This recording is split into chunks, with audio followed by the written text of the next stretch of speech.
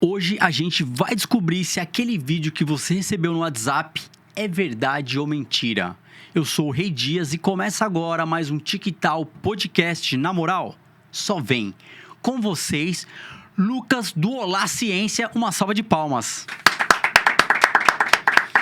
Lucas, seja bem-vindo, meu amigo. Obrigado, Rei. Obrigado aí a toda a equipe pelo convite. Assim, maravilhoso estar aqui podendo compartilhar informação confiável com o seu público, para a gente tentar atingir mais pessoas, para que todo mundo tome melhores decisões baseadas em ciência. Então, obrigado. Informações confiáveis. Exatamente. Lucas, muita mentira na internet quando o assunto é ciência?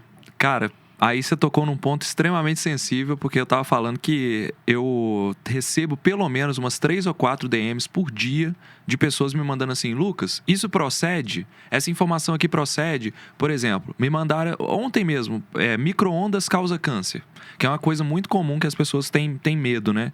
E aí, informações desse tipo que estão no dia a dia das pessoas, estão chegando o tempo todo, e a gente está ali para construir conteúdo confiável, tentar informar em cima da desinformação. Inclusive, construímos uma editoria contra a desinformação dentro do nosso canal. Porque se fosse depender desse tipo de conteúdo, eu fazia só isso. Só isso. Combatendo desinformação todo dia. Cara, então esse podcast aqui vai ser fantástico. Promete. A gente montou assim um esquema para ir para todas as linhas. Legal.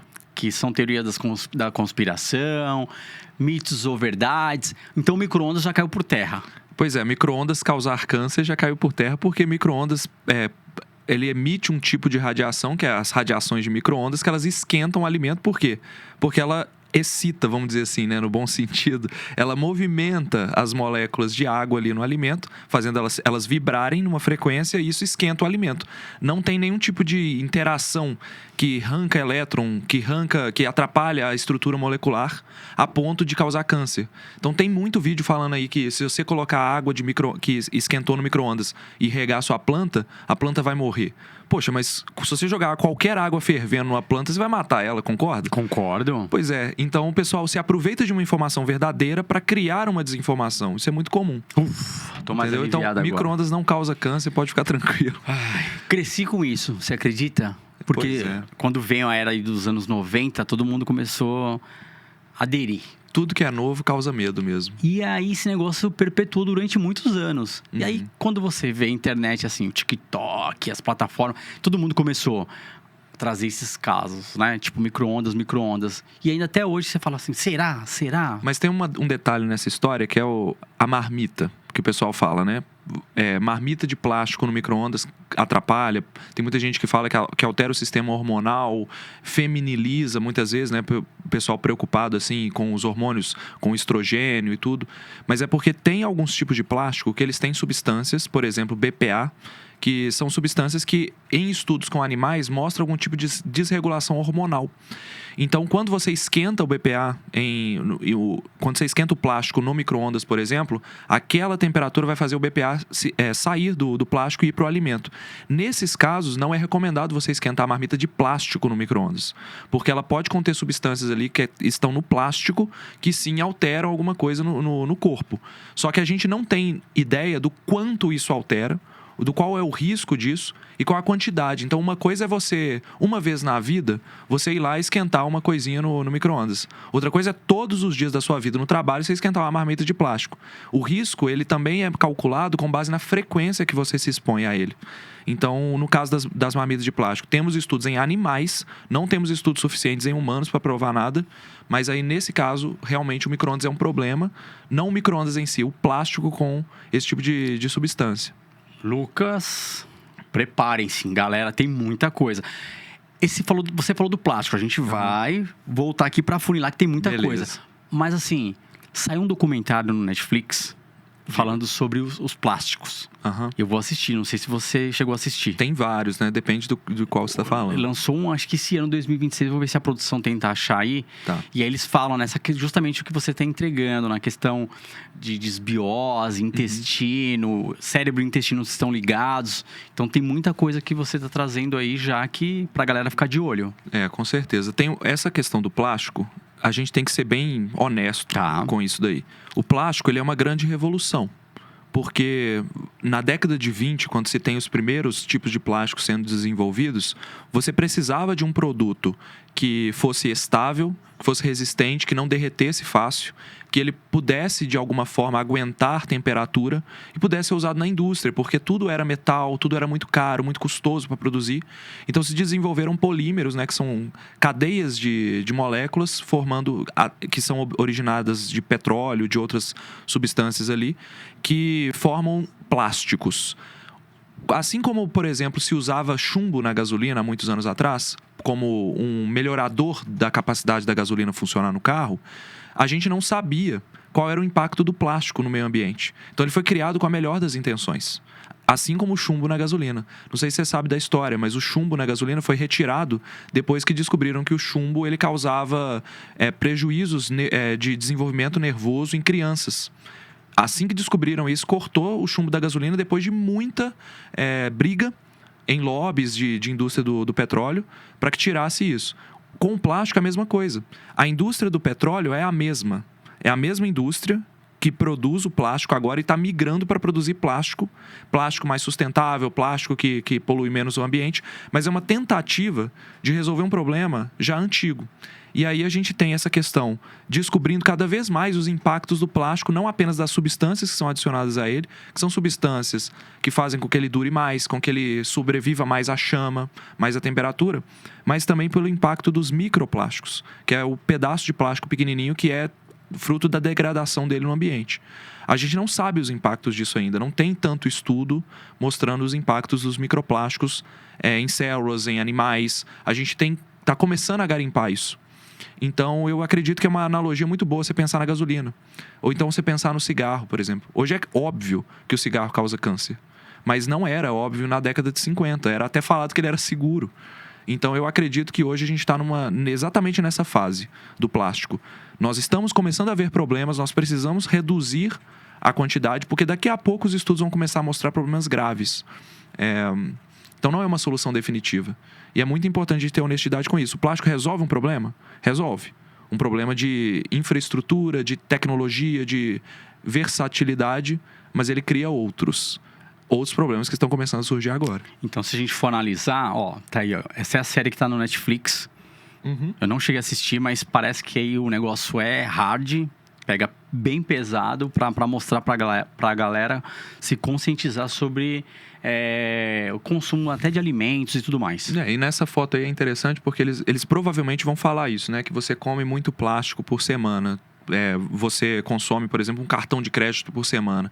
Essa informação, ela depende muito do tipo de plástico que você consome, qual que é o seu hábito. Na média, não é tudo isso, né? Mas eles estão representando ali exatamente a degradação do plástico no meio ambiente, e isso a gente respira, a gente absorve, a gente come. Qual é o impacto disso, de uma partícula minúscula que consegue entrar dentro das células? A gente não sabe. De verdade, eu não consigo te responder isso. Se você me perguntar qual que é o impacto do plástico, tem estudos mostrando que o plástico é encontrado em placenta, ele é encontrado no cérebro, ele é encontrado no coração. Agora, se ele está causando danos, a gente tem poucos estudos mostrando esse dano. Se você colocar um pedaço de plástico dentro de uma célula, você vai matar a célula. Mas eu não sei te dizer, se você colocar um microplástico, um nanoplástico dentro de uma célula, qual é o impacto no longo prazo. Se vai causar câncer, se vai causar outra coisa. A gente precisa de estudos que acompanham pessoas que têm contato com plástico muito constante para ver a evolução delas ao longo do tempo e comparar com as pessoas que não usam plástico. Esses estudos demoram 5, 10 anos para serem feitos. E agora que a gente está acordando para isso. Sabe? Tem poucos anos. Então, Lucas, a dica para a galera do TikTok é: se você for comer aquele badegão, sua marmitinha tem que ser de vidro. É melhor que seja de vidro. Inclusive, garrafinha de água. Não sei se você usa garrafinha de água de plástico. Eu tô usando de alumínio, se eu não me engano. Beleza. Mais ou menos? Não, é bom. É bom. O problema da garrafinha de plástico não é você tomar um dia ou outro. Inclusive, a gente estava tomando aqui, beleza, você pode tomar. O problema é ela ficar dentro do carro. Você reutilizar essa garrafinha por muito tempo. Porque ela vai degradando e jogando substâncias ali na água. Eu, quando era adolescente, estudava faculdade, ia pro trabalho e tal. Cara, eu deixava a garrafinha em todos os cantos. Deixava ela em cima da mesa. Usava a mesma garrafinha de plástico semanas. Porque não tinha dinheiro para comprar mais, era muito mais vantajoso eu reencher ela. Hoje a gente sabe que o melhor é você ter uma garrafinha de inox, uma garrafinha de vidro, porque elas não liberam substâncias no plástico assim. De inox, acho que essa daí que eu tenho. E aí tá de boa. Tá Essa de daí boa, pode tá de tomar. boa. Cara, interessante. Bem bacana o que você tá trazendo aí, pra gente já ficar alerta, todo mundo já ficar sempre antenado pra questão de você não entrar numa furada e mais tarde ter prejuízos aí à sua saúde, os danos. Uma coisa que eu acho que vale a pena falar pro pessoal é sempre agir com precaução. Isso a gente chama de princípio da precaução. Que é temos certeza de que o plástico causa danos? Não temos certeza absoluta. Mas existe o risco? Sim. Então eu vou reduzir o uso e reduzir a minha exposição a esse risco. Não é que você vai ter câncer se você utilizar. A questão é, quanto menos você utilizar, melhor. Então a gente tem que parar com esse alarmismo, com esse sensacionalismo e agir com base no que a gente tem de informação no momento. Um problema que é, assim, ignorado, por exemplo, garrafinha, né? O pessoal fala, não, eu não uso plástico, eu vou usar a garrafinha de vidro, mas a pessoa nunca lava a garrafinha dela. Aí fica lá, na hora que vai ver, a garrafinha tá dando fungo na tampa e a pessoa tá achando que tá melhor do que o plástico. Não, tá pior. Daqui a pouco você arruma uma infecção intestinal e morre. Lucas Zanandres, italiano. Lucas, deixa eu te perguntar, fala um pouquinho de você, a sua formação, pra galera ter um pouquinho de conhecimento aqui. Com quem eu estou falando? Legal, obrigado. Bom, eu sou biomédico, sou formado pela UFMG. O que é ser um biomédico, né? O biomédico é um profissional que ele é muito versátil, ele é formado para trabalhar em laboratório e com pesquisa científica. Laboratórios os mais diversos. Então a gente está falando de laboratório de análises clínicas, laboratório de imagem, laboratório de detecção de câncer, laboratórios de detecção de biomarcadores, que são substâncias que estão circulando, que indicam doenças. Então, eu diria que é um profissional da área da saúde que dá suporte para todas as áreas. O que eu faço hoje é comunicação. Eu venho de uma área que é saúde pública. Eu trabalhei com controle de epidemias de dengue, analisando mosquitos da dengue que vinham de cidades para ver se eles estavam infectados com dengue. E aí eu dava o alerta para a cidade para dizer assim, olha, vai explodir epidemia nesse bairro, vai explodir epidemia ali. Então, eu me formei treinando equipes de saúde, de controle de dengue. Quando veio a pandemia, tudo isso paralisou. Eu tinha o conhecimento sobre gestão de epidemias e tudo, estávamos no meio de uma pandemia, então me vi capacitado para falar sobre isso na internet. Já trabalhava com comunicação científica há 5 anos, né? Desde 2015. Então, quando estoura a pandemia em 2020, foi quando eu falei, eu estou na minha missão, eu estou no meu lugar, eu consigo falar. E foi quando se desenvolveu mais o Olá Ciência, que é o canal principal que eu tenho hoje, né? De divulgação científica. Então, hoje eu sou comunicador científico, eu trabalho 100% com isso, desenvolvendo negócio de comunicação para informar as pessoas, para que elas tomem melhores decisões. Você é o comunicador na internet e no churrasco com a família também. Também. Porque a gente vai falar de teoria da conspiração. Beleza, vamos lá, vamos ver o que vem. Não, eu vou falar assim, na teoria da conspiração, já tentaram te convencer sobre umas paradas bizarras? Traz uma pra gente aí. Cara, o pessoal fala muito de alienígenas astronautas, né? O pessoal que diz que o ser humano foi plantado na face da Terra. Essa era uma teoria que eu acreditava quando eu era adolescente. Porque eu achava as pirâmides um negócio muito bizarro e tal. Mas existem evidências de como elas foram construídas, né? Eu não vou ser a pessoa ideal para te explicar isso, porque eu não sou da área de história. Mas que mais? Teoria de conspiração, que a indústria farmacêutica, ela já tem a cura de várias doenças e não divulga. Essa teoria aí é uma maluquice que existe, na minha opinião, tá? Isso é bizarrice mesmo. Então, eu já trabalhei na indústria farmacêutica, eu sei o processo de como funciona o desenvolvimento de um medicamento. Eu tenho mestrado na área de propriedade intelectual, então eu entendo de patentes. Eu sei o que a indústria farmacêutica precisa fazer para ela ganhar dinheiro. Inclusive, vi várias coisas que eu imaginei que aconteceriam com essas canetas emagrecedoras, por exemplo, acontecendo, mostrando que a indústria farmacêutica está agindo contra o que falam, que é a indústria farmacêutica não tem a cura de todas as doenças. Se ela tivesse, a gente já teria resolvido o problema. Quanto mais pessoas curadas, melhor para a indústria farmacêutica, porque a gente tem mais remédio sendo vendido, mais manutenção de outras coisas, né? O wellness, o bem-estar, ele vende mais do que a doença. A doença é uma coisa pontual. Ninguém quer vender só solução para a doença. você quer vender wellness, você quer vender melhoria, longevidade.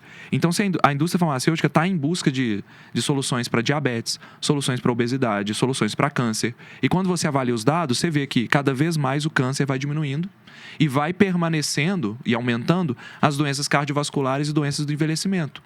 O câncer está cada dia mais curado, vamos dizer assim, pela indústria farmacêutica, enquanto doenças que são do estilo de vida estão aumentando.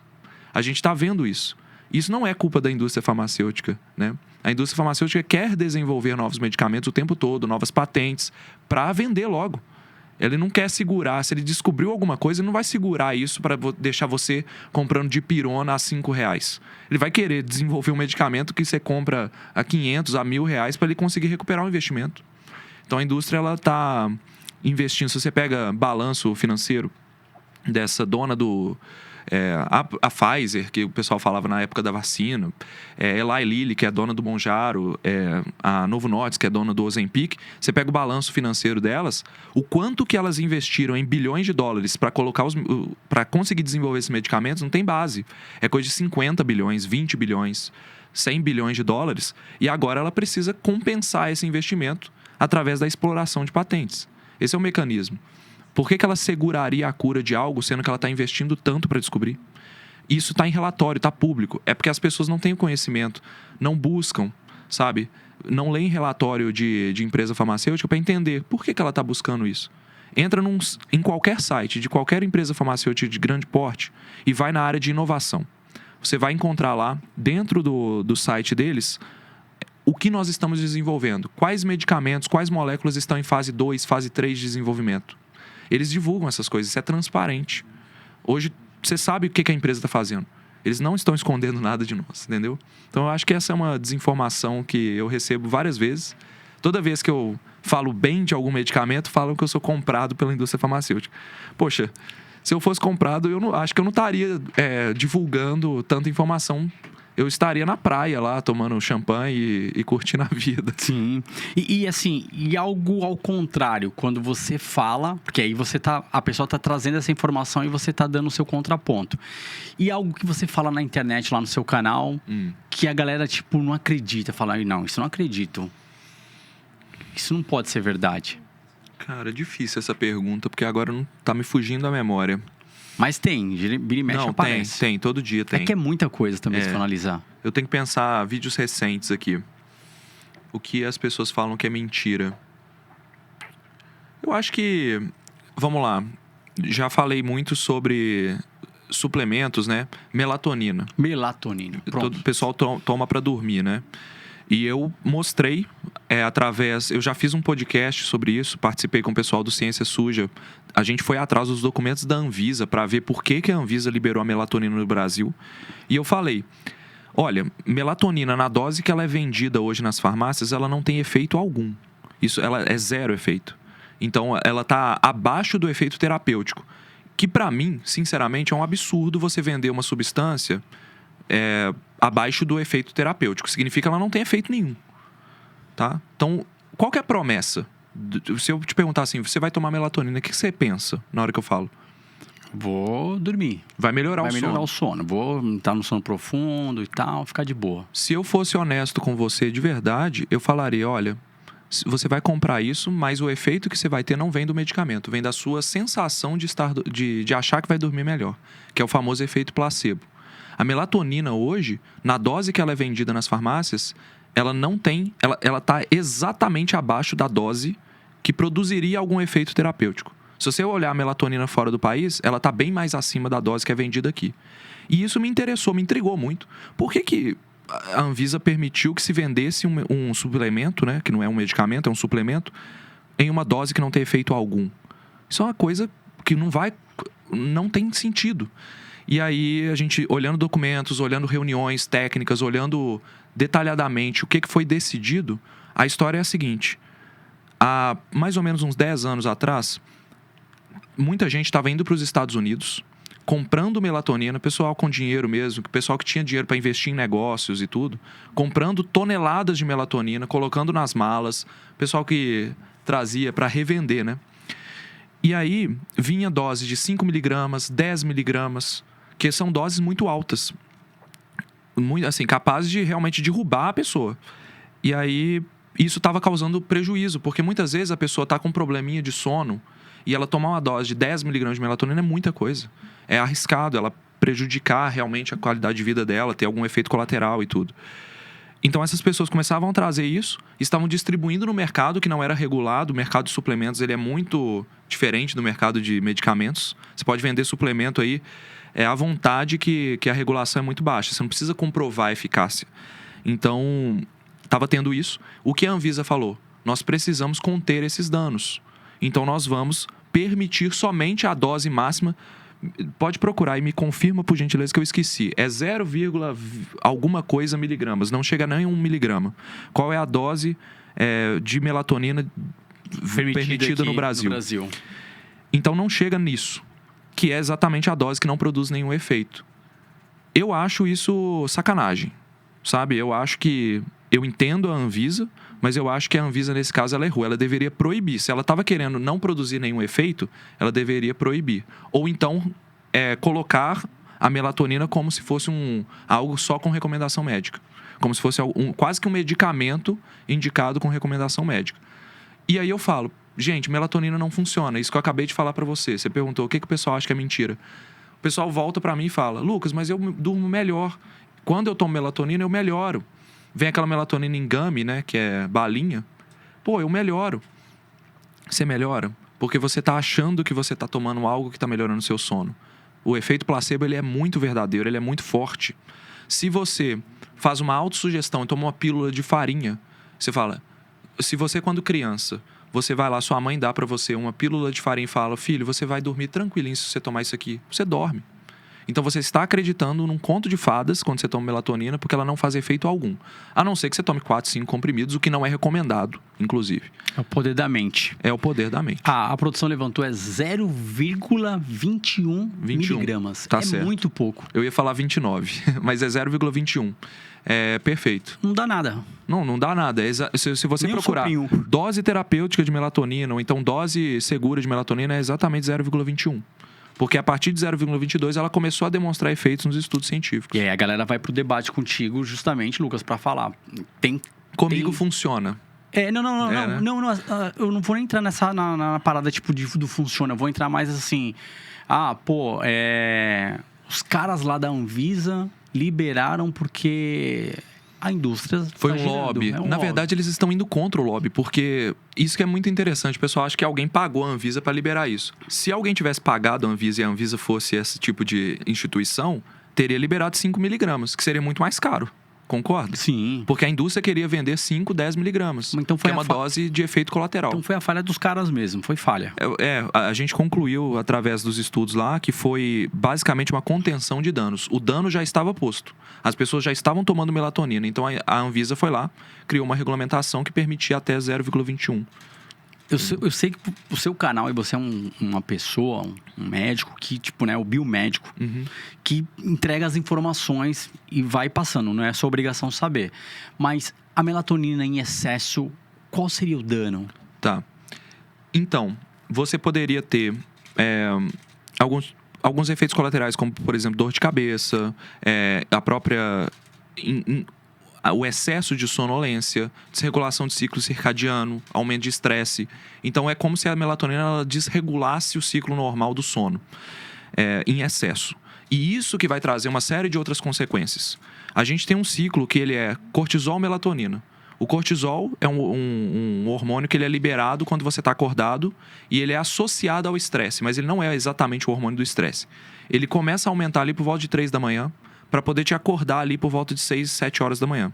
Então ele vai aumentando. Na hora que você acorda, você tem um pico de cortisol para te levantar da cama e te deixar ativo. Se você tomou muita melatonina, isso vai fazer com que o cortisol fique menor, inibido. Então o que acontece? Você começa a ter sonolência ao longo do dia, começa a ficar mais desanimado. Isso vai causar, por exemplo, desatenção, perda de capacidade motora, perda de força, energia. No longo prazo, levando a esse ciclo... É intuitivo você imaginar o que leva uma pessoa que está para baixo. O que faz a pessoa começar a desenvolver? Começa a desenvolver, por exemplo, sintomas, não estou falando que ela vai ficar depressiva, mas sintomas de depressão, uma baixa energia, baixa eficácia no trabalho, risco de acidente de trânsito. Então, a melatonina ela vai alterar o ciclo, fazer a pessoa trocar o dia pela noite, meio que, sabe? Ela começa a dormir de dia e fica ativa à noite, porque o ciclo do cortisol ele se atrasa cada vez mais. E a pessoa vai ficando cada vez mais cansada. Então, e o perigo? O perigo é esse, é você exagerar na dose e começar a mudar o seu ciclo do sono, sabe? E a gente sabe hoje, o sono, assim como tem algumas coisas que são cruciais na vida. Sono, exercício físico, saúde mental, contato social, o ser humano precisa de contato social, porque nós somos animais sociais, e alimentação. São os pilares da vida saudável. Se você não está com bom sono, você vai desregular todos os outros. E o sono é a coisa, assim, importantíssima. Só que você também não pode em excesso. Tem essa parada também que a galera fala. A parada em excesso, o sono também em excesso. A pessoa que dorme muito... Sim. Também tem os efeitos colaterais. Sim. Não é que a pessoa dorme muito, né? O ideal é você dormir aquilo que você precisa dormir e acordar naturalmente, sem despertador. Agora, se a pessoa... O correto para um adulto, né? Isso varia. O jovem precisa dormir mais, o idoso acaba dormindo um pouco menos. Mas o adulto é de 7 a 9 horas. Se você tem um adulto de 30 anos dormindo 12 horas, dormindo 10 horas, isso não é que o sono em excesso que vai causar os problemas. O sono em excesso é um sintoma de que tem algo errado. Sabe? Não é que ele dorme muito e faz mal. Alguma coisa que tá acontecendo com ele está fazendo ele dormir muito.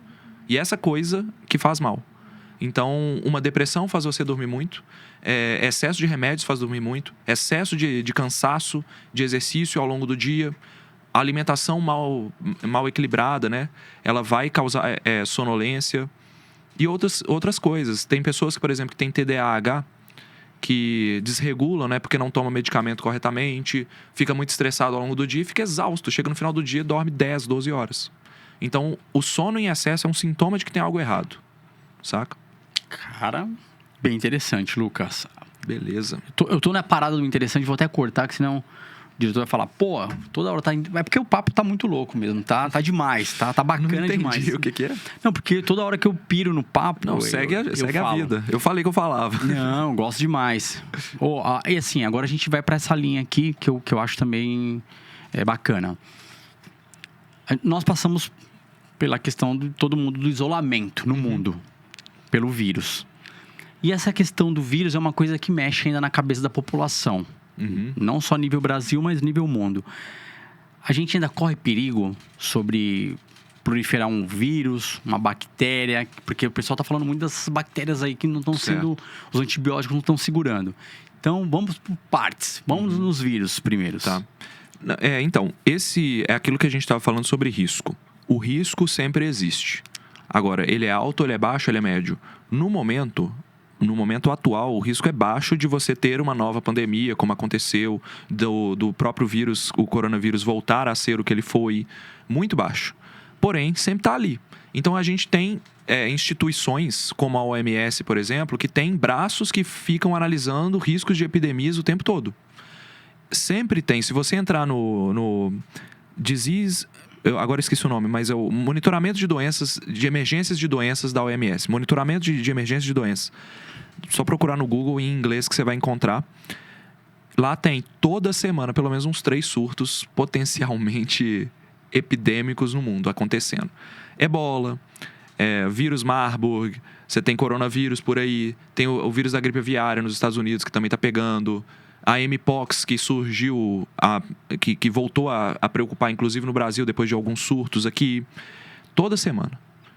A questão é o quão rápido você conseguiu conter aquilo e o quão importante foi aquela atenção que você deu. Porque muitas vezes as pandemias acontecem porque a gente não dá a devida atenção a ela.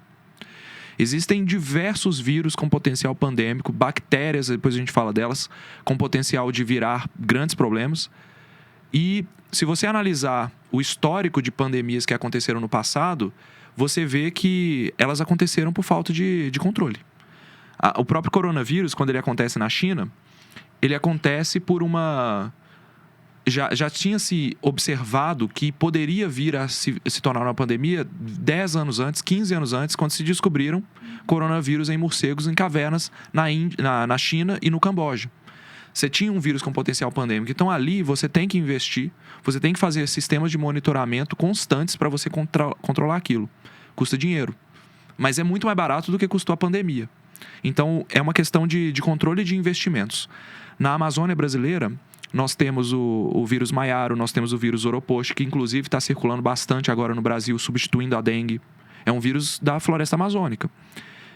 Ele foi descoberto na ilha de Trindade e Tobago, que é uma ilha do lado ali da Venezuela, no norte da Venezuela, pegando parte da floresta amazônica, que a Amazônia ainda está... É vegetação amazônica ali. E é um vírus que circulava em mosquitos amazônicos. De repente, o ser humano se aproxima demais, começa a circular, uma pessoa viaja para São Paulo e dissemina o vírus. Então, essas coisas acontecem, vão continuar acontecendo. E esse vírus seria qual o efeito colateral? O vírus Oropost, ele é muito parecido com a dengue. Porém, ele tem um risco de microcefalia maior do que o vírus Zika, por exemplo, né? Do que o vírus dengue. Então, ele causa problemas de...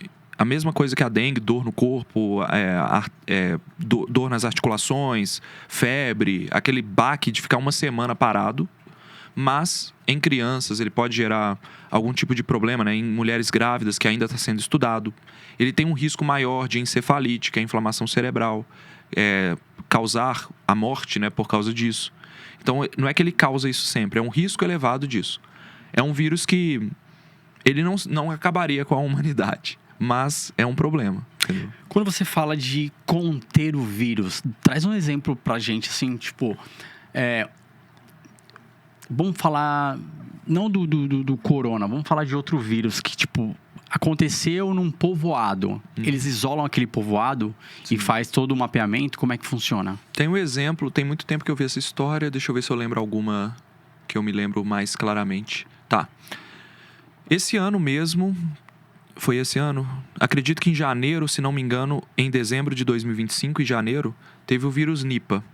Nipah é um vírus extremamente letal, mais de 50% de letalidade, absurdamente grave, que se transmite de forma parecida com o ebola, né? Que é secreção. Secreção nasal, sangue, suor, saliva. Ele vem de morcegos e ele estava circulando ali na região do Sudeste Asiático, na Índia. Ele foi detectado na Malásia pela primeira vez e depois ele espalha ali pelo Sudeste Asiático e está restrito a essas pequenas regiões ali na Índia, regiões mais rurais. No final do ano passado, uma pessoa se infectou de alguma forma ela se infecta comendo alguma fruta que estava contaminada com saliva de morcego, ou então tocando em xixi de morcego e pegando o vírus, ela se infecta. E o problema é que no momento que se detecta os sintomas, quais são os sintomas? Febre muito alta, dor de cabeça, hemorragia, problemas sérios, e se detecta o vírus ali naquela pessoa, você tem que isolar o hospital. Todo mundo que teve contato com aquele paciente precisa ser observado em quarentena. Porque é um vírus altamente contagioso, altamente letal. Pegou o vírus, 50% de chance ou mais de morrer se não tiver tratamento. Como é que você faz isso? Detectou o vírus, isola aquele paciente numa ala hospitalar. Todos os médicos, todos os enfermeiros vão tratar daquele paciente, tem que se paramentar, porque o risco é muito alto de contaminação. E você contém aquilo. Aí vem a equipe de epidemiologia. Quem teve contato com esse paciente? Esse paciente aqui era um menino de uma família que tem 12 pessoas que moram com ele numa vila. Beleza. Vai uma equipe lá na casa dele procurar quem é que teve contato com ele. No final das contas, se eu não me engano, foram mais de 200 pessoas monitoradas, acompanhadas numa quarentena, para ver se alguém tinha o vírus, porque ele pode demorar para aparecer. Então você tem que fazer isolamento. Senão você espalha aquilo. As pessoas vão... Esse vírus Nipah é muito fácil de você conter, porque ele arregaça a pessoa, literalmente, né? Ele coloca a pessoa para baixo e é óbvio que a pessoa está doente. O problema são os vírus que não dão tantos sintomas, como o coronavírus. A maioria das pessoas não tem nada. Então ela transmite para outra sem saber que está doente. Esse que é o ponto. Então, para fazer contenção de vírus respiratórios é muito mais difícil. E agora a gente entra para bactérias. Vamos às bactérias. Porque bactéria tá rolando muito. Aí a galera falando, os antibióticos não estão fazendo, não estão dando... E aí a gente entrevistou até uma pessoa que faz estudos de astronautas, né? Para trazer lá, porque tem que fazer os experimentos justamente para desenvolver um antibiótico para conseguir conter essa questão das bactérias, das infecções bacterianas. Tá.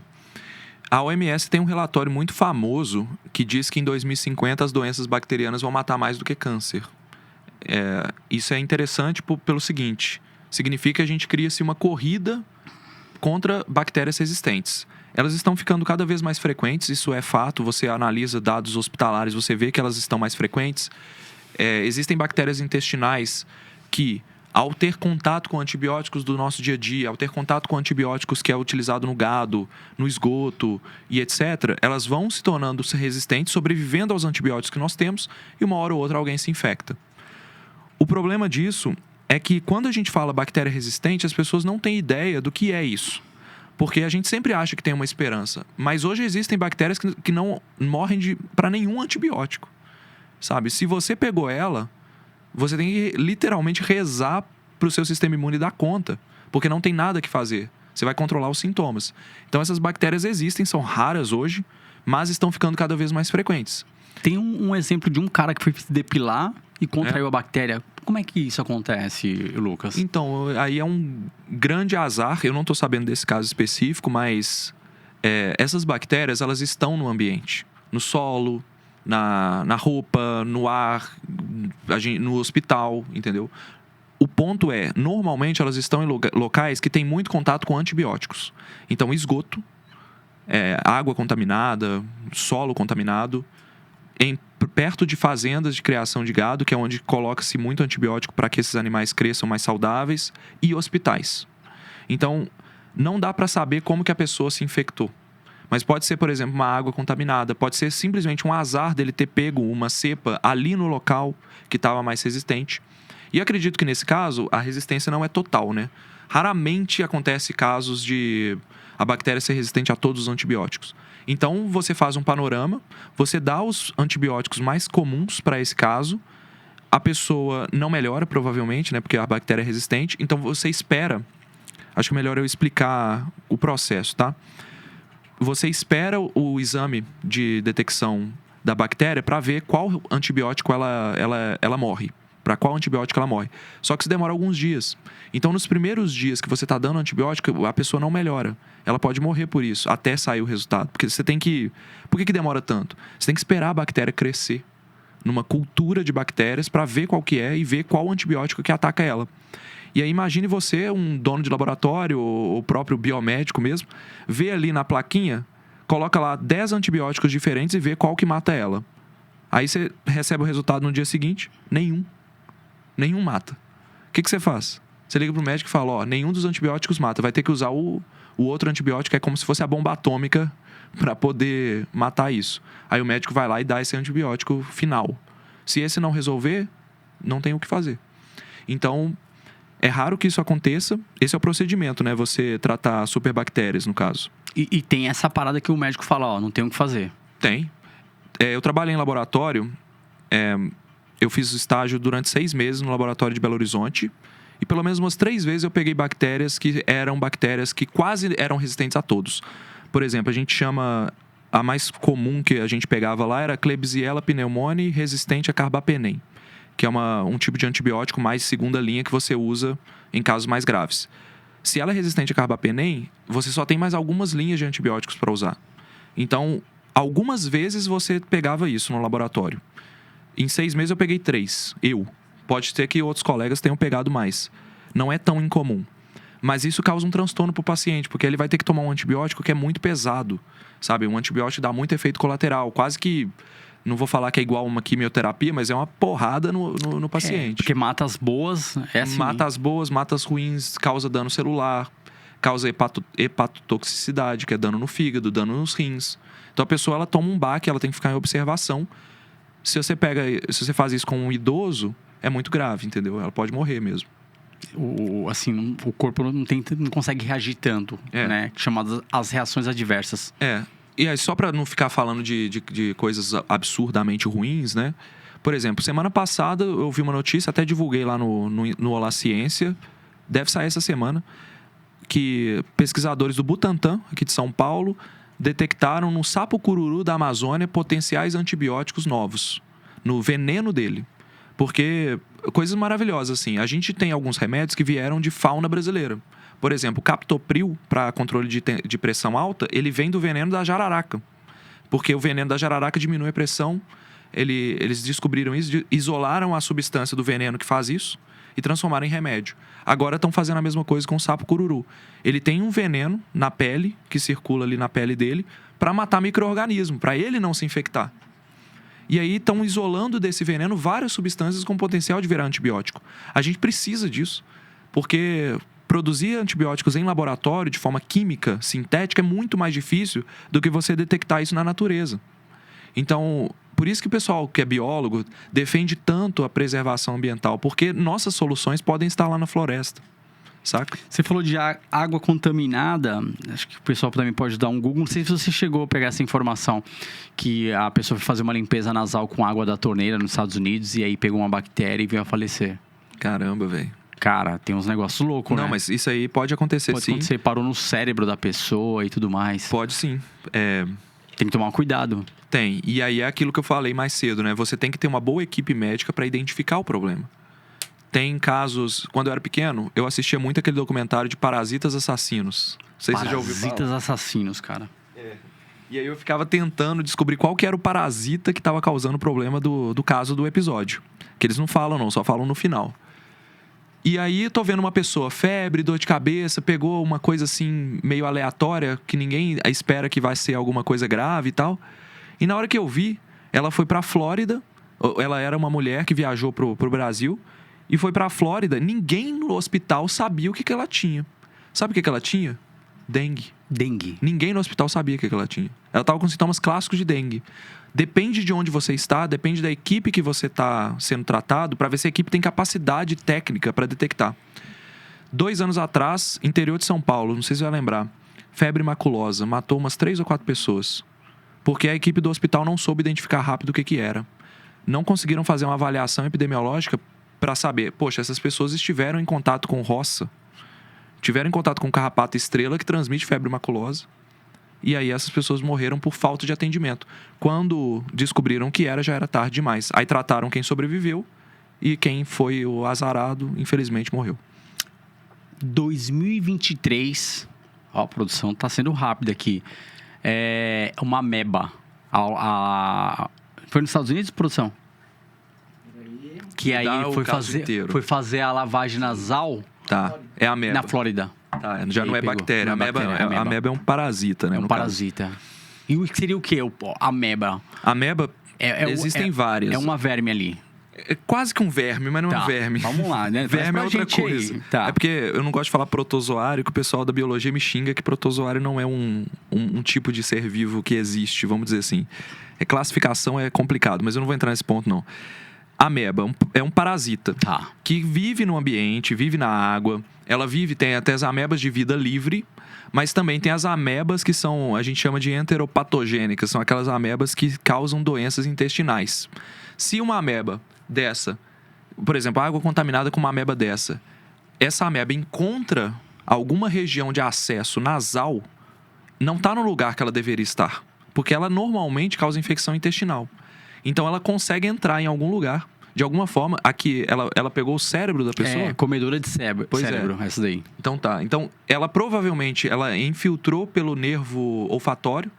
Então ela vai subindo e vai encontrando um caminho de desenvolvimento no cérebro.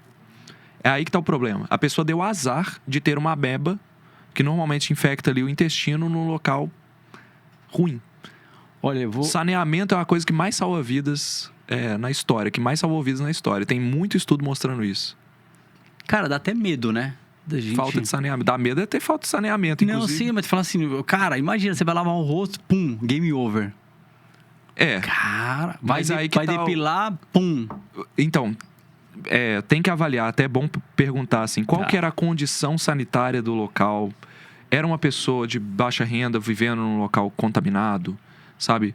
Porque acontece de você se infectar e ter um azar, mas é raro. É muito mais provável que a pessoa esteja convivendo numa região de vulnerabilidade social, entendeu? Então fala pra galera do TikTok não ficar com medo, não precisa ficar com medo. Não precisa ter medo, não. É isso que eu tenho que evitar, entendeu? Não colocar pânico, porque o pânico só atrapalha. A gente tem que separar o que é um caso, que a mídia normalmente noticia como algo absurdamente viral, que vai acontecer com todo mundo, versus um caso em milhões, entendeu? A gente falou da ameba, né? Então, a gente já entrou com vírus, bactérias Agora vamos falar de fungos. Parasitas, Podemos. né? Agora vamos fungos. Beleza. Fungos. Tem Tá. risco? Tem algum perigoso aí chegando? Tá no mercado? Como é que tá funcionando? Tá. Você já ouviu falar de candidíase? Já. Pois é. Gonorreia. Gonorreia já é outro. Já é bactéria. É bactéria. Aí é- Não, porque tá falando, já saiu uma matéria uma vez que um cara da Espanha, não sei, produção, procura aí, que aí ele tinha... O primeiro caso foi na Espanha, que era uma bactéria incurável. Uhum. Deve ser gonorreia. Isso. Ou sífilis, talvez. Enfim. Mas vamos para fungos, depois a produção traz aí. Por que eu perguntei sobre candidíase? Porque diariamente milhares e milhares de mulheres e homens têm candidíase. Da coceira, na região íntima, né? É um fungo que está presente na nossa pele, está presente ali na região da virilha, tranquilamente, vivendo bonitinho. Pode, em algumas mulheres, estar presente na região íntima também, dentro, né? E vive tranquilamente. Existe algum desequilíbrio, esse fungo prolifera, causando... Ele destrói as bactérias e ataca o resto das bactérias que estão ali e prolifera de forma descontrolada. Pode ser um desequilíbrio emocional, pode ser um desequilíbrio que a mulher ou o homem tomou um antibiótico e matou as bactérias e deu espaço para o fungo crescer. E tudo bem, a gente toma um antifúngico e resolve com um comprimidinho ali. Beleza, candidíase é um problema que é comum, mas muito fácil de tratar. Aí existe uma prima, essa é a Candida albicans, que é a mais famosa de todas, que causa esses problemas íntimos. Existe a prima dela, a Candida auris, que é o mesmo gênero, né, Cândida, mas que é uma bactéria, um fungo muito mais grave, muito mais problemático e hospitalar, que pega pacientes vulneráveis em hospital. Esse fungo, além de sobreviver a muitos desinfetantes e substâncias que são para limpeza, ele é muito resistente à maioria dos antifúngicos presentes hoje. Então, ele é um problema. Ele está aumentando. O pessoal monitorava isso no Brasil. Se você procurar Candida auris, antes de 2016, se eu não me engano, ele não tinha no Brasil. Hoje em dia, ele pega algumas pessoas e, quando acontece, é um problema sério, porque, como nós falamos das bactérias, ele é resistente a antibióticos. Então, ali, ele vai proliferando mesmo. Ele dá infecção generalizada, dá infecção principalmente em pele, garganta, mucosas. Então, é um fungo muito grave que pode exatamente a mesma coisa das bactérias. Vai virar uma pandemia? Não. Não nesse momento. Não precisamos preocupar com isso. Esse é o principal fungo que está no meu radar. Tem outros aí, aspergillos. Mas tá forte no Brasil esse fungo? Então, forte, assim, toda vez que acontece, ele tem que ser observado. Mas você tem pouquíssimos casos. Não vou saber te precisar quantos casos você tem por ano, mas eu diria que são algumas dezenas, não são centenas de casos. Eu entrevistei um urologista e uma vez ele falou, olha, algumas TSTs são do próprio parceiro com a parceira e vice-versa dos próprios parceiros. Não porque eles estavam traindo, por causa de preservação, de usar o preservativo, vai fazer algo diferente, vai usar uma outra região sem o preservativo e isso pode danificar. Ponto. E até para a questão do sexo oral. Então, vamos falar dessa forma. Nesses casos que chegam, são parceiros diferentes? Não. No caso de Candida auris, por exemplo, a infecção ela é muito hospitalar. É um fungo que sobrevive em superfícies ali no hospital e ele pega a pessoa por algum tipo de utensílio hospitalar que ela utilizou. Ela vai colocar um tubo, né, para respirar, ou então uma sonda, uma coisa para poder receber soro na veia e tá contaminado. Entendeu? Então não tem nada a ver. Apesar da candidíase ser uma IST ou então uma doença íntima ali, a outra espécie não é, entendeu? Agora, esse negócio dos parceiros é muito interessante. Tem um negócio que as pessoas não sabem, né? Mas quanto mais tempo você fica com o mesmo parceiro, mais a microbiota ela vai se aproximando uma do outro. Ela vai ficando mais similar. Então, as pessoas elas vão equilibrando a sua microbiota e ficando muito parecidos. Aí, a tendência, com o tempo, é diminuir as infecções. Se você conhece uma namorada nova e faz um sexo desprotegido, por exemplo, a chance dessa... Normalmente é com mulher que acontece, né? A chance dela pegar uma infecção urinária, alguma coisa mais íntima, assim, é muito alta. Agora, à medida que você vai tendo relacionamento e tudo, essa microbiota vai trocando e essa chance diminui. O que não exclui, por exemplo, o fato de você ter que se proteger caso você vá usar a porta dos fundos. Sim. Tem que fazer a proteção. A higiene é um problema. Porque não adianta nada você ter a mesma microbiota e ser idêntico à sua esposa, ao seu marido. A gente se contamina por coisas que nós temos. O nosso intestino, né? Ele tá cheio de bactérias. Se você tá tirando bactéria do intestino e colocando na boca, temos um problema potencial. Que o nosso corpo ele é equilibrado dentro dos seus compartimentos. Se você tira um micro-organismo de um compartimento e coloca no outro, como a gente falou, você passa a mão no olho, você vai gerar uma conjuntivite. Você falou da conjuntivite. Conjuntivite é uma também que pega bastante. Muito comum. Só falando da questão da gonorreia para trazer, na questão da que está mais resistente, né, da IST, é na Europa, é muito mais localizada ali na Espanha e ela está expandindo um pouquinho mais agora para a Europa num geral. Então, deve estar lá na lista das doenças em observação da OMS. Todas essas. A questão é que é uma IST, né? Então, o controle epidemiológico, o controle epidêmico dela é muito mais facilitado. A AIDS, por exemplo, o HIV, que também é uma IST, ele só não virou uma pandemia mundial porque a forma de contágio ela é sangue, transfusão de sangue, né? Agulhas contaminadas e sexo desprotegido. Se fosse pelo ar, tinha virado uma pandemia mundial no sentido de todo mundo poderia estar em risco. Né? Então, essas doenças, dependendo do método de transmissão, exatamente como eu falei do Nipah lá, que é por suor, a pessoa está toda baqueada, você não vai chegar perto. Né? A pessoa está realmente definhando ali. Então, você faz o isolamento. Agora, doenças que não aparecem e que são transmitidas por ar são os principais problemas. Levantando agora um pouco mais o astral... Beleza. Do programa.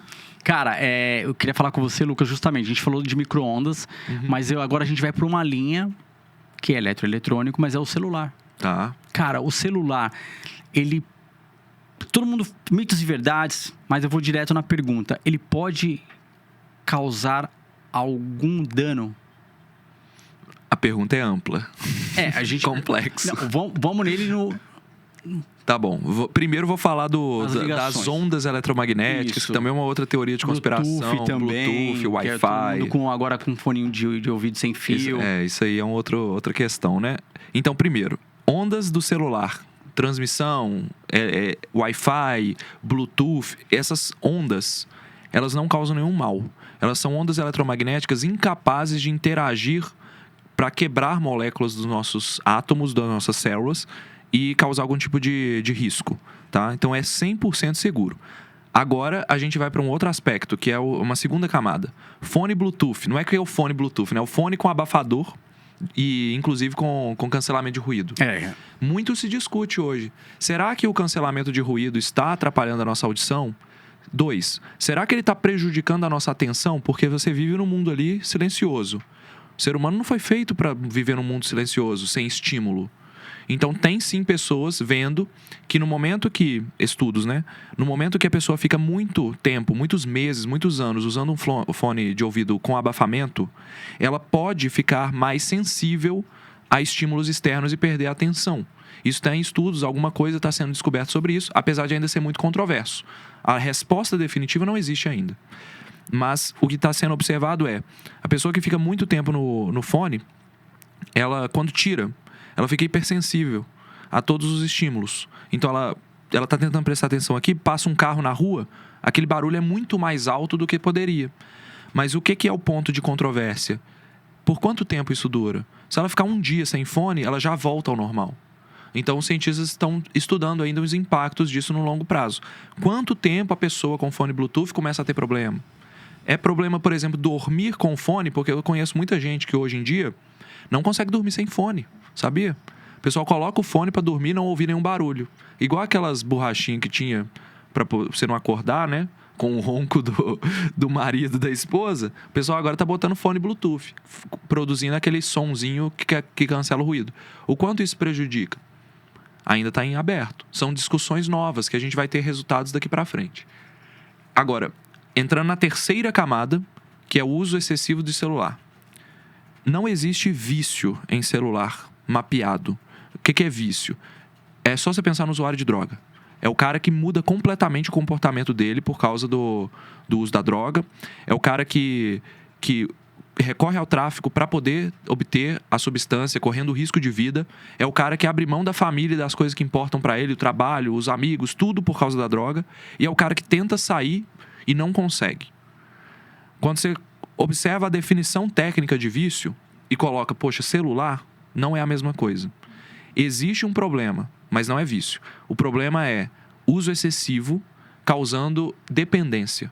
É diferente de vício. O vício, ele altera a biologia do cérebro, ele altera o comportamento, altera muito. A dependência é basicamente você não conseguir viver sem, você sentir falta e você ter algumas mudanças comportamentais mais leves. Ninguém deixa de buscar o filho na escola porque quer ficar no TikTok, entendeu? É muito diferente. Então ainda não estamos prontos para falar que existe vício em celular. Mas que ele atrapalha vários aspectos da vida, isso já é claro. A gente tá mais ansioso porque as notificações chegam o tempo todo. A gente tem menos atenção porque o celular está perto. O fato de ter um celular no ambiente, automaticamente já tem mapeamento disso. A atenção diminui, porque você tem um distrator, né, que o pessoal chama, que é um efeito de distração no seu ambiente. Existem pessoas que relatam, e existem estudos mostrando, que a gente imagina já a vibração do celular no bolso, mesmo ele não tendo vibrado. Isso tira a atenção. Então as empresas estão vendo perda de produtividade dos funcionários e cancelando, proibindo o acesso das pessoas a celular. Porque as pessoas estão vidradas mesmo. E eu trabalhando com internet, estando na internet, né, eu penso todos os dias, como que eu posso fazer com que as pessoas se desacelerem e me ouvindo, né? Inclusive, eu queria te pedir uma permissão aqui pra gente fazer um convite para quem estiver ouvindo, falando de celular mesmo, né? A gente tá aí tentando mudar a saúde mental das pessoas, porque o celular é realmente um ponto de atenção aí. E eu tô tentando desacelerar a vida das pessoas, tentando trazer um pouco mais de paz nesse mundo. Então a gente tá construindo aí uma viagem para a África do Sul, junto com meus parceiros do Zoomundo, do Amanda e o Bruno, que são biólogos. A gente vai fazer vários safaris justamente para desacelerar. A gente está querendo levar o pessoal para diminuir realmente o ritmo, desligar completamente das redes sociais e entregar uma experiência que a rede social não entrega, que é a experiência do estar perto aqui, né? Estar um à frente do outro aqui, trocando uma ideia. E o melhor de tudo é vendo os animais, vendo as paisagens maravilhosas que nós vamos levar. Então, são 11 dias que a gente vai estar com o pessoal lá, em outubro de 2026. Queria até pedir a permissão também para poder divulgar. É só o pessoal entrar no Olá Ciência ou no Zoomundo, que vai estar lá fixado todos os detalhes se alguém quiser ir. Tudo pago, tudo organizado, com uma agência parceira que é bastante confiável no mercado e com a nossa presença como guias, né? Eu vou falar de evolução humana e o Zoomundo vai falar de animais, de biologia mesmo, para a gente fazer um passeio ao mesmo tempo educativo e para melhorar a saúde mental. Ficar imerso ali. Exatamente. Tentar sair do celular, né? Vai dar uma segurada, vai fiscalizar o celular da galera, então. Vai ter uma fiscalização ali. A gente vai... Não vou proibir ninguém. Não. Mas a ideia é você se desligar, é você desacelerar, né? Porque hoje a nossa vida tá muito acelerada por causa desse dispositivo aí. Ficar imerso. Deixa eu te perguntar, Lucas. Você falou justamente nessa questão do celular, e aí eu falei do fone. As pessoas têm colocado na internet... justamente isso, que o fone sem fio, ele fica cozinhando o cérebro. Já viu nessa daí também, né? Que nem um micro-ondas. E aí os artistas, jogadores, são tudo com fone com fio, porque não tem essa onda, né, que eles falam. Isso é fake? Não, isso é fake verdade? Completamente. Não tem nenhuma evidência de que afeta as células do cérebro, de que esquenta. Porque muita gente fala, né, que pode ser que esquente um pouco, mas não é suficiente. Qualquer mudança de temperatura ali é tão pequena que não é suficiente para causar mal, entendeu? E se houvesse evidências, pode ter certeza que isso já estaria sendo publicado. As evidências que existem são estudos fracos que mostram... um leve aumento de temperatura, mas não mostra dano. Não tem... Uma coisa é você tomar água e querer fazer xixi. Outra coisa é você tomar água em excesso e o xixi ali começar a atrapalhar a sua vida, entendeu? Uma coisa é o quanto você se expõe e a dose. E a dose aí é muito baixa. Essa radiação eletromagnética que se produz, primeiro, não destrói célula. Se for fazer alguma coisa, aumenta muito pouco a temperatura e não causa nenhum dano. Então, não existe dano. Pode ser que tenha algum tipo de interação ali no local da orelha, mas não no cérebro, de fato, não. Então já cai por mito aí. É bom sempre falar com um especialista. Beleza. Agora a gente vai para a questão dos cigarros eletrônicos, vapers e os narguilé. Que você fala também sobre isso e a gente queria saber um pouco mais. Tá. Então, eu não fumo. Para começar, nunca fumei, mas eu conheço pessoas que fumam muito próximas a mim e sempre falo com elas do ponto de vista de saúde. Eu não fico tentando convencer ninguém a fumar, né, a parar de fumar. Mas eu tenho que falar, eu acho que é minha responsabilidade falar não sobre os riscos que todo mundo já sabe, mas o que as pessoas não sabem.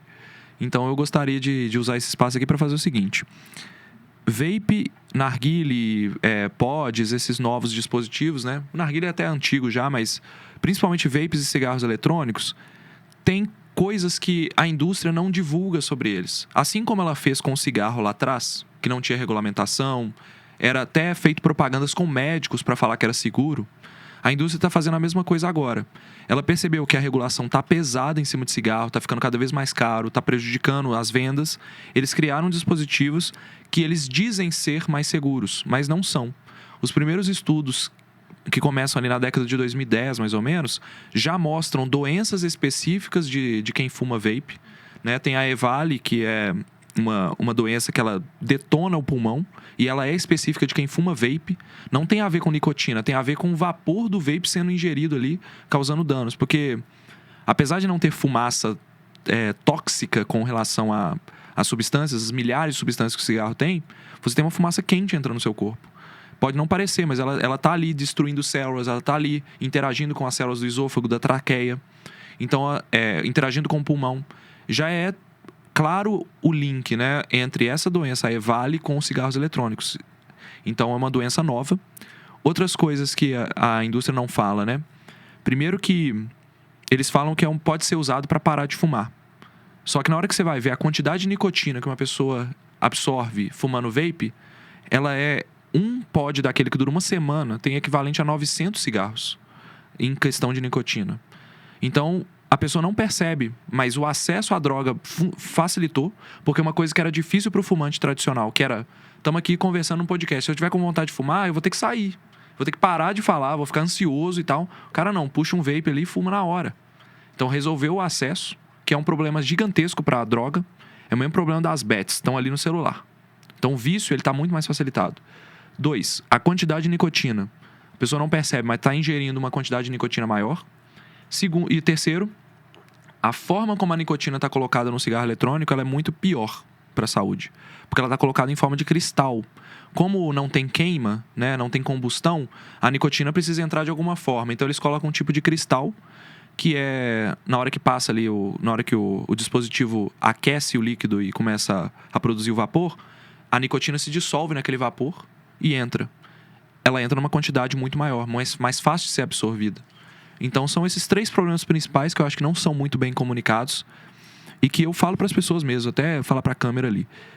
Se você usa vape, repense com essas informações que eu trouxe aqui, porque eu vejo muitas pessoas adoecendo sem saber o porquê. Então, é muito importante você procurar um médico, porque existem maneiras de parar de fumar que não usam vape. O vape altera o comportamento, saca? Ele altera o comportamento da mesma forma que o cigarro, até mais. Mas falando do vape, você falou as substâncias, mas ainda tem a questão da bateria, que o pessoal fala muito, né? E essa doença que você trouxe seria o pulmão de pipoca, né? Que o pessoal fala, que é irreversível. É interessante, eu gosto das analogias, porque é mais ou menos isso mesmo. É uma doença que ela destrói realmente a capacidade respiratória da pessoa. E quando você avalia quem está assim adoecendo, é a mesma coisa que nós estávamos comentando antes. Não é todo mundo que vai ter. Mas existem pessoas de 25 anos com doenças que você vê em pessoas idosas que fumaram 50 anos a vida inteira. De onde veio essa doença? Sabe, você prejudica a vida da pessoa, a capacidade respiratória dela não volta mais. Porque o pulmão, ele vai fibrosando, né? Tem várias doenças que causam problemas de cicatrizes no pulmão, enfisema, câncer, né, a EVALI. Então o pulmão ele não recupera a capacidade, a pessoa vai perder a capacidade. Às vezes ela para de fumar, mas ela não vai conseguir correr, não vai conseguir ver os filhos, não vai conseguir brincar com as crianças porque vai ficar com falta de ar, sabe? Então é uma doença séria. Quando você fala justamente que tem sempre o cara que fala assim, eu fumo e não tenho nada. Parabéns, mas eu trago até uma frase do Roberto Justo que ele fala: são estatísticas. A conta vai chegar. O cálculo estatístico não mente, não tem como mentir. Não existe essa questão. Quando fala estatística, pega assim um número de pessoas. Então vamos lá, um número básico, 1.000. Dessas 1.000, 900 pessoas deram pau. 100 não deram, 100 pessoas que não tiveram o efeito, não quer dizer que estão beneficiadas. 900 estão prejudicadas. Ou seja, o número é muito maior. Então, a estatística não mente. Sim. Então, o cálculo é isso. E o interessante é que para cigarro eletrônico, você não tem a estatística exata de quantas pessoas vão adoecer, porque não deu tempo delas adoecerem. Assim, a gente não tem 30 anos de fumo de vape ainda. Mas vai aparecer.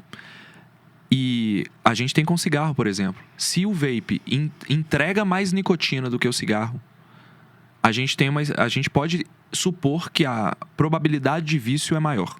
Segundo, se ele fuma mais vezes e com mais frequência, a gente pode supor que os danos eles vão aparecer ou na mesma frequência ou maiores. E a gente sabe, por exemplo, que o cigarro aumenta em 3.000% o risco de câncer de pulmão, que é o principal, né? 3.000%. Ou seja, seria basicamente 300 vezes, né? Se a gente for 300% seria 3 vezes, 3.000% seria 30 vezes mais do que alguém que não fuma. Entendeu? Então é absurdo. É muito mais, o risco estatístico é muito maior. Galera, você que está nos assistindo, eu sou o Rei Dias, tá curtindo? Então já segue aí, já aperta o botãozinho no like, já compartilha, já fortaleçam e sigam a gente nas plataformas verticais e também no canal de cortes que vem ganhando muita força. Estou nesse bate-papo aqui com o Lucas, que está entregando tudo aqui do Olá Ciência. É isso aí, ó. Então vamos seguir aqui. Chá, você tem algum remédio que você fala assim, não, cara, ó, tome um chazinho aqui que dá bom, tem um remédio natural. Tem umas paradas que acontecem muito boas e que não são farmacológicos, que não é nada contra, mas só alguma dica, você tem? Tá, tem alguns que tem, é aquilo, né? Não vai curar doenças, mas ele tem algumas propriedades, alguns têm propriedades medicinais, né? No caso, efeitos fisiológicos, para ser bem exato. Chá de camomila. A gente sabe que a camomila ela tem substâncias que diminuem o ritmo, ela acalma, né? Muito se fala sobre maracujá também, a semente de maracujá ser calmante e tal. É porque ali você tem substâncias que vão acalmar a pessoa, mas não se compara, por exemplo, a você tomar um remédio calmante. É diferente. Porque ali ele vai estar concentrado. O chá, ele é uma infusão normalmente, né? Então ele vai ter alguma molécula ali. Chá preto, por exemplo. Chá preto, chá mate, tem cafeína. A cafeína hoje é o principal suplemento, principal substância estudada psicoativa. Então, o que ela faz? Ela aumenta foco, aumenta concentração, aumenta disposição, porque ela reduz cansaço. Ela interage ali com os neurônios, entrando no lugar das moléculas de cansaço, que é a adenosina, e permitindo com que os neurônios transmitam o sinal deles normalmente. Então, chá preto, chá mate, café, todos eles têm propriedades fisiológicas comprovadas. Não é que vai ter uma capacidade de curar doenças, né? Mas tem sim. Outro que eu tenho muito interesse até em fazer vídeo, nunca fiz vídeo. Eu já vou colocar meus disclaimers aqui, porque não dá pra falar tudo. Por exemplo, muita gente sofre com gastrite, né? E eu vou trazer uma experiência pessoal. Não é um estudo, não avalia isso. Tem chá de espinheira santa, em Minas é muito comum. Você tomar para gastrite. Eu estava usando omeprazol, aqueles remédios que são para tratamento de gastrite há muito tempo. E eu sempre demora muito para você ter uma melhora do resultado ali. 5, 10 dias tomando para você ter algum efeito. Aí você toma chá de espinheira santa, o chá produz um efeito ali, para mim, produzir um efeito. E aí eu vou ser bem claro com relação a isso. Para mim, produzir um efeito. Não significa que na média vai produzir. São precisos estudos para ver qual que é o efeito real desse negócio. Funciona ou não funciona? Então é um próximo vídeo que eu vou fazer. Tenho que avaliar. Eu nunca parei para olhar os estudos. Tô falando aqui para te diferenciar o que é uma opinião de estudos. Chá de camomila, cafeína, chá mate, chá preto, semente de maracujá e etc., que eu citei aqui. Estudos. Existem estudos mostrando que existem efeitos fisiológicos, não cura doença. Chá de espinheira santa, não tem estudos, é uma opinião, é a minha experiência. E você entendeu? vai levantar os estudos Vou levantar aí. e vamos ver se funciona ou não funciona. Então, é isso que eu tenho a dizer, entendeu? Ó, na internet teve a fase do ovo, do glúten. Sempre tem. Eu falo da internet porque, mas assim, até a mídia aberta, a TV traz também informações assim. Mas a gente fala da internet que nós estamos aqui nos 4 cantos da internet levando informação para vocês de qualidade. Então, esses dias eu vi aí as notícias falando do café. Tá. Dos efeitos que o café pode causar. Colaterais. Mito ou verdade? Verdade. Você tem efeitos colaterais.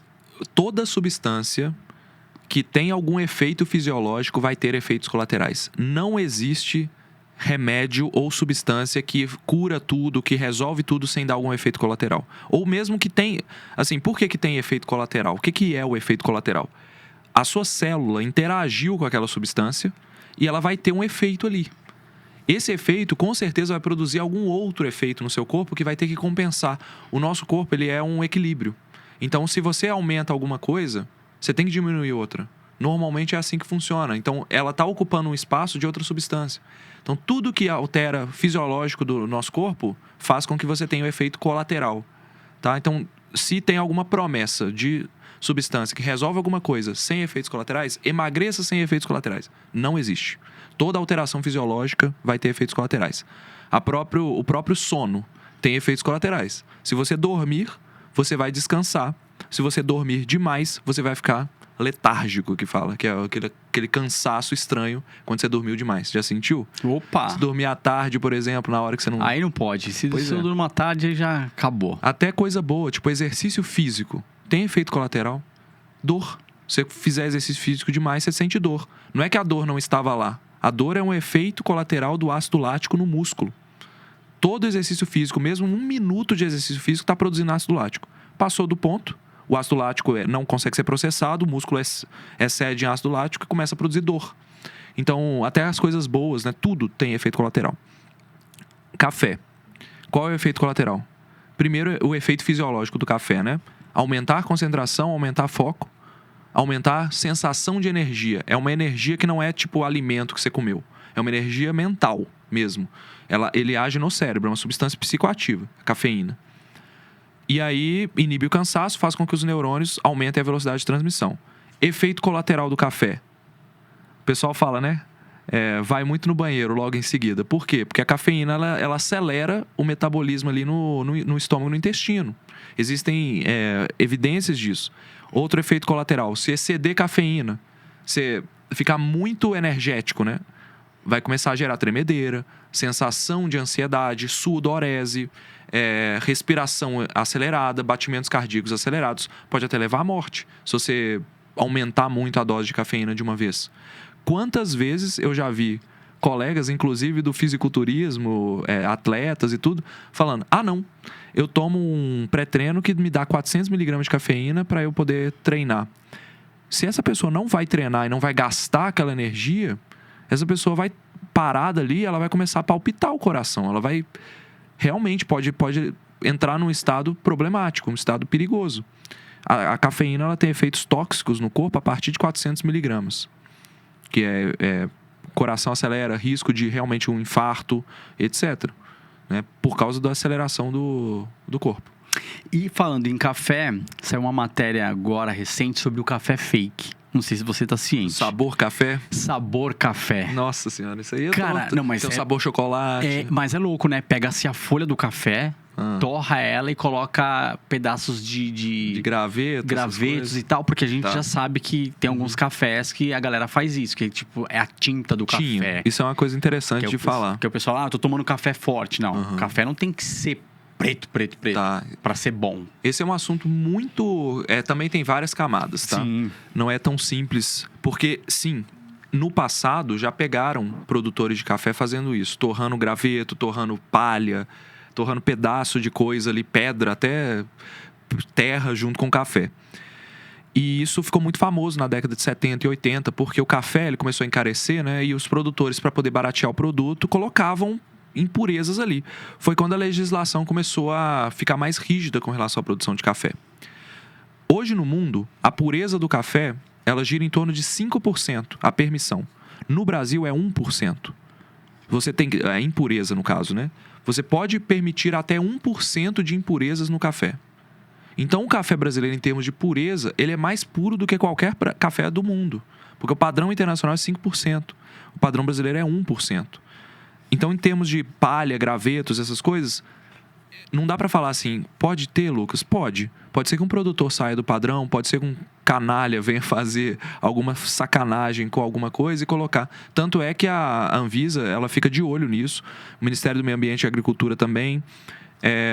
Para que você identifique logo isso e tire do mercado. Todo ano vai ter marca de café que teve lote tirado do mercado porque estava com impureza demais. Mas essas grandes marcas de supermercado raramente tem isso. Eu não vou saber dizer qual foi a última vez que uma Três Corações, que um Pilão teve esses problemas. E aí a gente entra na segunda camada, que é a qualidade e o sabor. Porque as pessoas tratam a qualidade, falar assim, não, o café brasileiro é ruim, associando a pureza. Não, o café é puro. O café é muito bom em termos de pureza. Mas quando a gente vai para qualidade e sabor, é outra história. Porque devido a essa questão da década de 70 e 80, os cafés brasileiros eles serem de menor qualidade em termos de pureza, você teve que aumentar a torra. Você teve que colocar o café mais torrado para você disfarçar os sabores das outras coisas. E aí o brasileiro acostumou, isso tem pesquisadores que dizem sobre comportamento alimentar, né, que o brasileiro se acostumou ao café preto, o café torrado no talo. E ali ele trata aquele café forte como um café de melhor qualidade. Só que café, quando é exportado para o mundo, a gente sabe que o café ele é doce. Ele é uma fruta que ele tem acidez, ele tem doçura, ele tem várias notas, dependendo do terreno, do solo, do que o produtor coloca. Então o café ele é como cerveja, ele é como vinho, que tem categorias. Aí os cafés do mercado, né, os mais baratos, eles são realmente um sabor inferior, uma qualidade inferior, que se você jogar no mercado internacional, eles não passam em nenhuma competição. Mas dentro dessas mesmas produtoras você tem cafés excelentes, chamados cafés especiais. Então vai subir na categoria. Tem o café extra forte, que em termos de qualidade do sabor é o que menos preserva as características originais do grão, porque torrou demais. Você tem o café tradicional. No mercado você vai ter extra forte e tradicional. Se você está querendo subir a categoria, coloca o tradicional. Depois, você tem o superior, que eu não gosto de falar marca não, mas tem um que, às vezes, quando me falta grana, eu compro, é o Estrada Real, que é da Três Corações.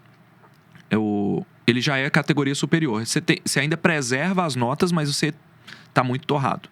Aí depois você tem o café gourmet, que tem várias marcas no mercado. E, finalmente, o café especial, que você não tem. Você tem microlotes deles. Eles são todo lote que é retirado, ele tem uma padronização, ganha uma pontuação e o produtor ganha uma certificação de café especial. Tá? Essas são as categorias. Então, não é que o café brasileiro é ruim. O Brasil produz os melhores cafés do mundo. É porque os cafés bons, eles são muito caros. E qualidade de café tem a ver com preservação do sabor original do grão. Preservação do sabor. Cara, e o que você traz aqui, Lucas, é bem legal, porque justamente eu tomei muito café aqui no Brasil e eu tomava os cafés assim.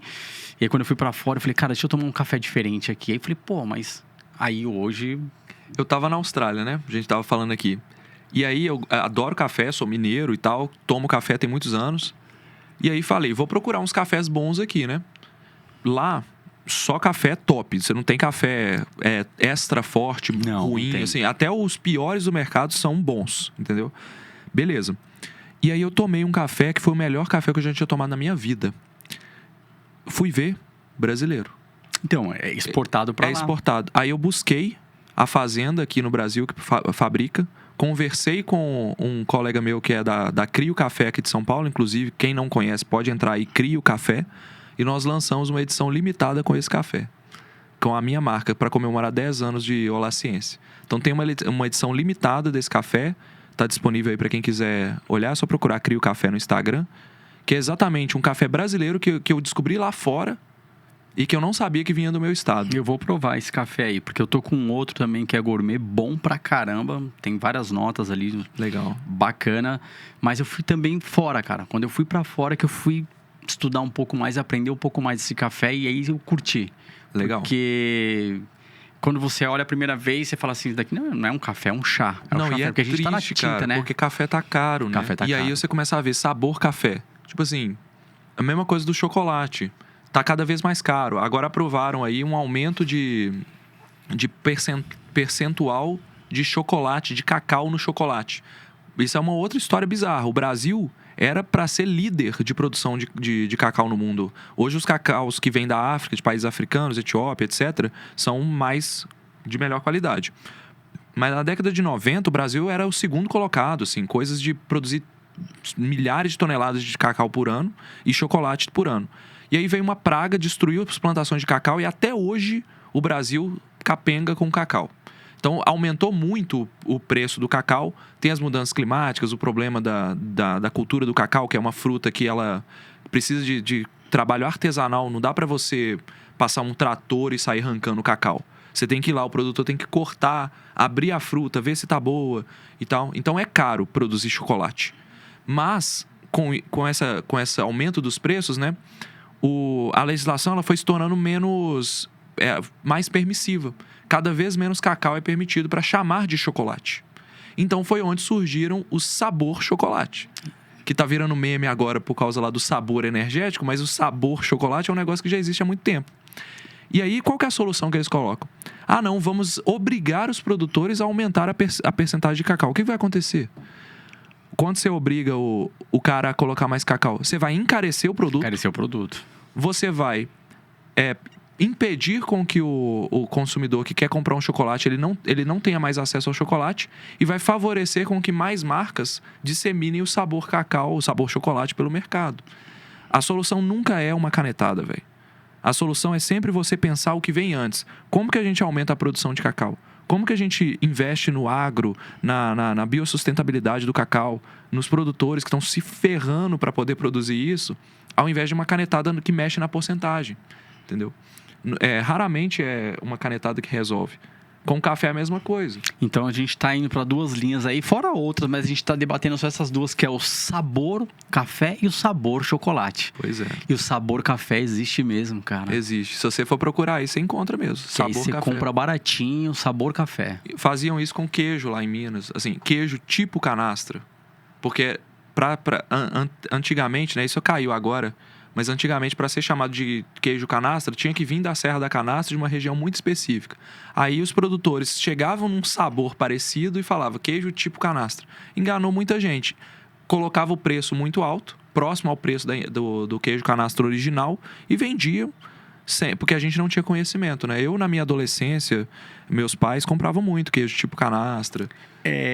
Lá no Alô Ciência você não postou nada sobre isso. Porque Pra queijo ainda não. Mas pro café e pro sabor chocolate também Já postei. E aí pode ter os colaterais. Você já falou dos colaterais também? Não. Pra sabor café, seria açúcar, né? O excesso do açúcar, o excesso de açúcar, os aditivos para você conseguir chegar num sabor do café original. Só que a tinturaria ali não dá ruim, não? Tem que ter corante. Provavelmente, eu não cheguei a analisar profundamente, tá?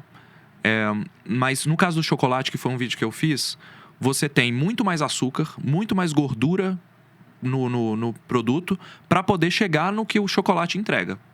Porque o cacau, ele é uma fruta gordurosa. Então você tem gordura ali justamente para dar aquela textura, aquela cremosidade. Quando você tira o cacau, você tem que substituir isso com alguma coisa. Então os caras colocam açúcar, colocam óleo, para poder dar aquela textura. E aí a gente tem aquele chocolate guarda-chuvinha, aquela bolinha de chocolate, o dadinho. Fica aquele chocolate que ele cola na boca praticamente, né? Por quê? Porque tá com muita gordura. Então já... No café, o sabor café, né? Eu acredito que... Tenho que parar para analisar, mas acredito que seja pelo excesso de açúcar mesmo. Cara, vai pegar muita coisa ali. Lucas, agora a gente seguindo para a questão de alimentos, sem ser de sabor. Tem algum super alimento que o brasileiro ignora e que você fala assim, eu dou essa dica, esse alimento é muito bom? Cara, eu vou te falar que é o ovo. O ovo. É o ovo. Sabe por quê? É o mais completo. Ele não é o mais completo. Ele é um alimento muito bom em termos de proteína. É um equilíbrio de gorduras muito interessante. Não tem... tem quase zero carboidrato, né? Então é um alimento muito equilibrado. E por que eu digo que é um super alimento? Por causa de um comportamento do brasileiro atual. Me diz aí se tem alguém nos comentários, eu até pedi aí pro pessoal comentar, se come pão com manteiga no café da manhã. Pão com manteiga e um cafezinho, ou café com leite, alguma coisa assim. Quantos brasileiros comem exatamente isso no café da manhã? Milhares. Pois é. E aí, quando você olha a quantidade de proteína que a pessoa adquire ao longo do dia, ela não bate a proteína mínima para ela ter uma saúde. Então ela começa a ter perda de cabelo, começa a ter uma pele mais seca, ela pode ter problemas de energia mesmo ao longo do dia, saciedade, de passar mal por fome, etc. Na hora que vai ver é porque ela não está adquirindo proteína. Então por que eu chamo o ovo de um super alimento? Porque o ovo, para a maioria dessas pessoas que não comem proteína no café da manhã, é um alimento barato, um alimento que todo supermercado tem, fácil de obter, e é um alimento que se você tacar no pão ali, fizer um ovinho mexido em 2 minutos, você aumenta seu aporte proteico em 6, 12 gramas, depende, tá? 1 ou 2 ovos. Então, você tem mais saciedade, mais energia, um aporte proteico melhor, e é um alimento que não é tão calórico, entendeu? Não é a mesma coisa de você colocar uma carne no meio do pão, entendeu? Então, o ovo, pra mim, ele é um super alimento porque ele substitui... principalmente o pão de manhã, ele dá mais saciedade que o próprio pão, né? Por ter um teor de proteínas muito alto, entendeu? Magnífico, Lucas. Se a gente fosse bater um podcast mesmo assim pra relatar tudo, daria semanas aqui. Com certeza. Cara, mas ficou muita dica pra galera do TikTok, não ficou? Legal, eu acho que sim, tem muita coisa. Cara. Inclusive, eu quero saber da galera aí o que eles acharam de mais interessante. É isso aí, galera. O que vocês acharam de mais interessante? O que vocês também têm curiosidade, já comenta aqui, porque aí a gente faz um convite pro Lucas vir novamente e esclarecer as dúvidas aqui pra gente. E quero que você fale do seu canal também. Legal. O microfone é seu. A câmera é sua. Beleza. Fala um pouco do seu trabalho, meu amigo. Bom, queria agradecer aqui o espaço, né, novamente, por falar de ciência para a maioria das pessoas. Falar de ciência é muito difícil, a gente tem que estudar bastante, mas a gente faz isso com responsabilidade. E a gente tem uma equipe lá, queria agradecer a minha equipe também por todo o trabalho que eles fazem lá conosco para que possamos estudar tudo isso. E o meu canal é o Olá Ciência. Se você ainda não conhece, se inscreva lá no YouTube, Olá Ciência, no Instagram também, Olá Ciência. O que a gente entrega é ciência no dia a dia de forma descomplicada para economizar o seu tempo, para que você não precise ficar imerso, preocupado com o alimento X, o suplemento Y. Vai lá, pode confiar, porque a gente faz um trabalho e todas as referências do que a gente pesquisa estão no comentário fixado, caso você queira pesquisar por conta própria, né? É muito importante isso, a pessoa também buscar informação, para que ela não fique só ouvindo de um lado ou do outro. Olá Ciência, conto com vocês e inclusive se quiser olhar a viagem da África lá, é só entrar lá no link da bio que tá lá. Quero você comigo lá na África pra gente desacelerar. É isso aí. Beleza? Lucas do Olá Ciência, cara, mais uma vez, muito obrigado. De coração. O podcast pra mim foi fantástico, cara, eu esclareci muitas dúvidas, eu tô mais aliviado. E espero que você também de casa ficou mais aliviado aí.